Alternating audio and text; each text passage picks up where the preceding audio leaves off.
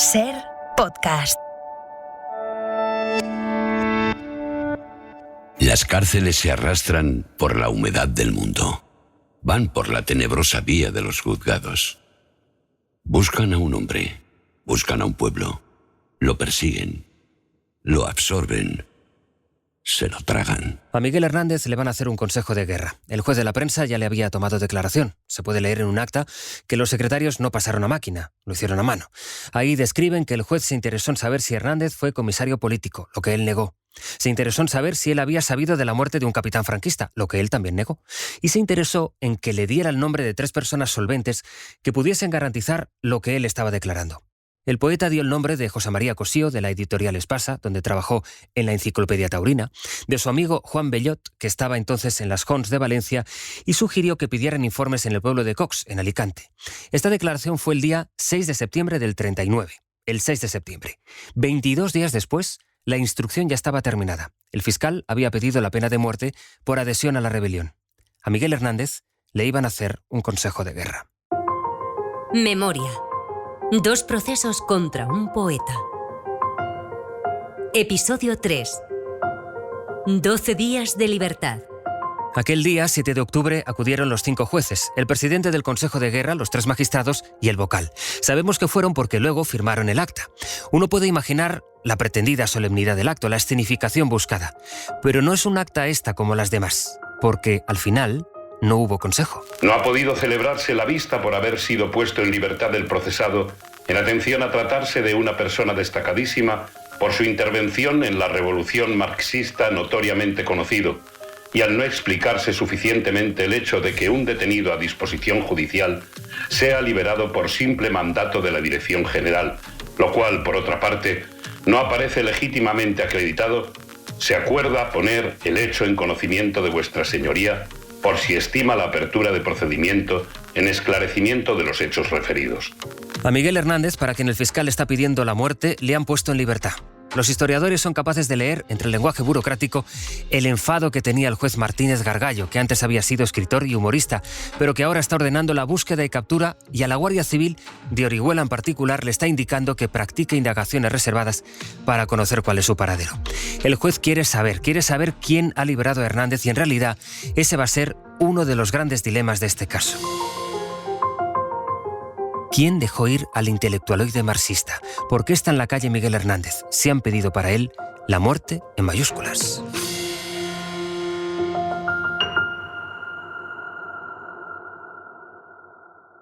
Hay un papel en la causa, amarillo pero bien conservado, lo firma el director de la prisión provincial de Torrijos, en Madrid. Le dice al juez que Miguel Hernández Gilabert ha sido liberado por decisión del director de seguridad. O sea que hubo una orden de un cargo del gobierno. A este cargo del gobierno, el juez le pide también explicaciones y se las da. Le dice por escrito que él había preguntado a su vez al gobernador civil y que el gobernador civil, por su parte, había preguntado al coronel de orden público, que fue el que finalmente dio la orden. O sea que nadie quiere asumir la decisión por la que ahora está preguntando un juez militar. Y uno va viendo en los papeles una sucesión de altos cargos que le van diciendo al juez: oiga, yo no he sido. ¿Qué es lo que sucedió en realidad?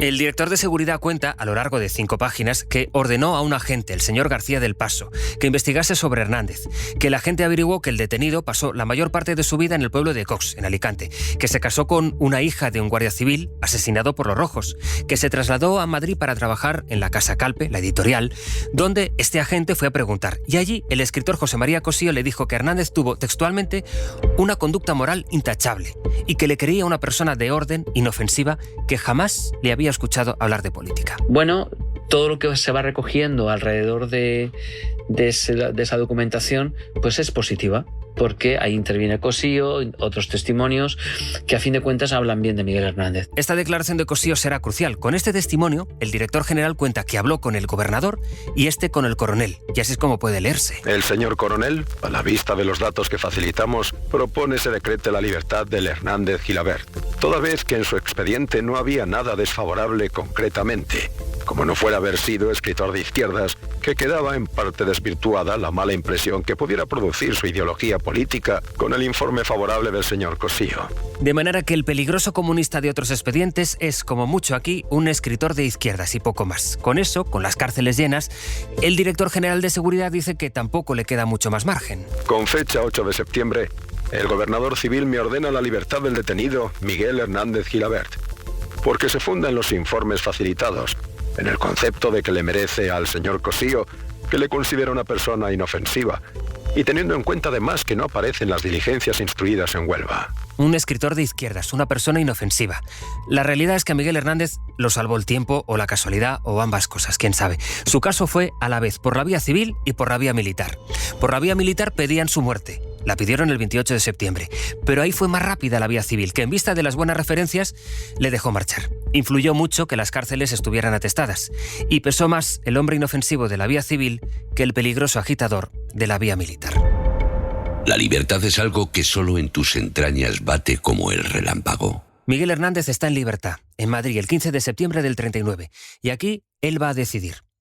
Pudo haber intentado de nuevo marcharse a Portugal para llegar a Chile, pero en cambio decidió volver a su pueblo. Y esta es la gran pregunta, la otra gran pregunta que plantea este caso.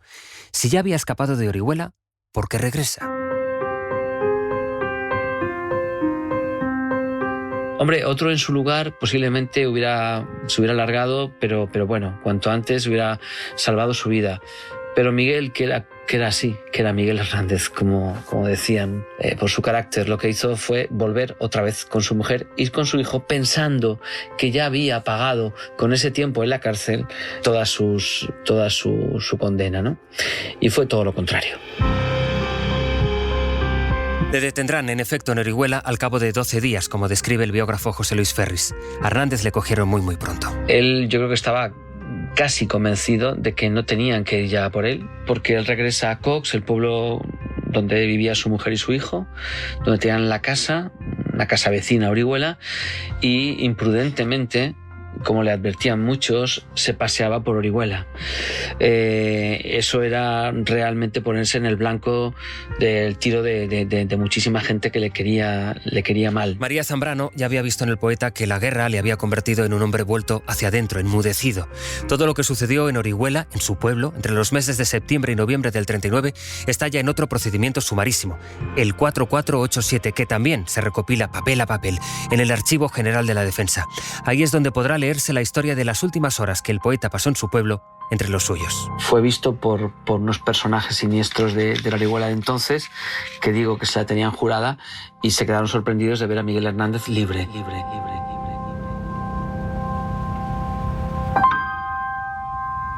Memoria. 2 procesos contra un poeta. Un podcast de José Luis Sastre, con la realización técnica de Roberto Maján.